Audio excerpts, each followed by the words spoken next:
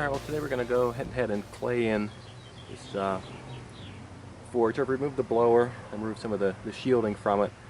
What it is, I painted it so that it's not going to rust. That's one of the big concerns people have with claying, is once you clay, the water in there is going to rust it. So I wanted to put a good amount of paint on it. The tools we're going to use today, just regular trowel, the trowel things. Also, to ram this, I'm going to use one of the rams for molding for when I do my casting. And then finally, to finish it off, we're going to do a spoon. Want to keep the air hole open. Probably want 1/2 inch, 3/4 inch along the sides, and we're going to leave this open. See how that works. When I'm done, I want to probably cut some, maybe 6 slices in here. Those will be like expansion cracks that you see whenever you see concrete. So if it does break, because this is going to heat and then it's going to contract, that'll at least give it a line to break on. So I'm going to go ahead and start loading the sand in.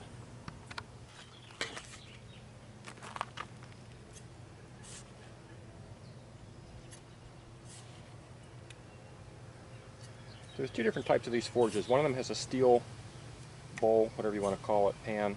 The other ones have cast iron. When you're dealing with cast iron, again, you want to make sure that you clay it, because this cast iron is very brittle. It heats and it contracts. And that's why I have a crack in mine, because the person who had it before me probably didn't clay it in. They just used it.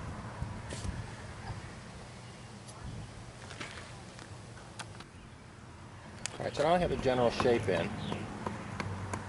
going to go ahead and start what I call ramming the sand. This actually is going to compact it.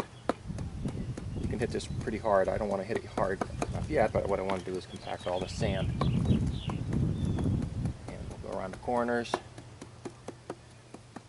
can see that I put a plastic bowl in here so that it gives me the right shape. I'm going to go ahead and ram this sand in, and then when it's finished I'll show you what it looks like. Alright, well that's the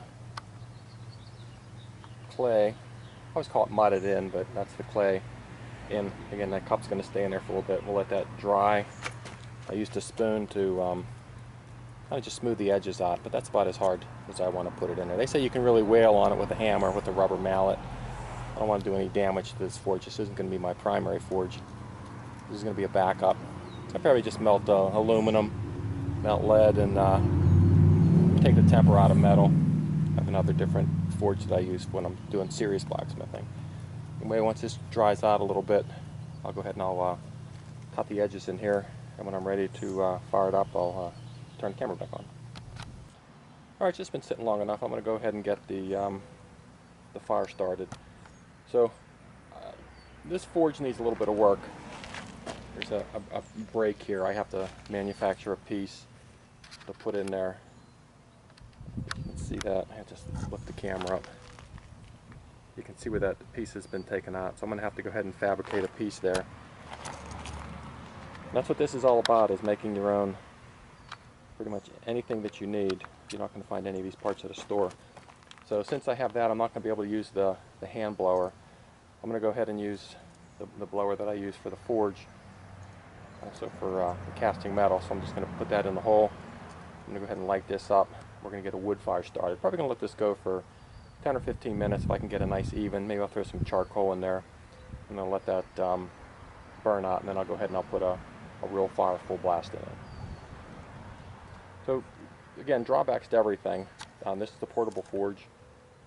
You add the clay to it, it's going to make it a lot heavier. It's going to make it a lot more brittle. I have to move this back and forth. I don't really have a shop set up yet. So, and again, this is temporary. So, I mean, this is going to break. That's why I like it, this DIY. This isn't refractory that I bought in a store. This is all stuff that's, you know, play sand. You can get sand anywhere. And this clay you can get anywhere. So, I'll go ahead and get a fire started.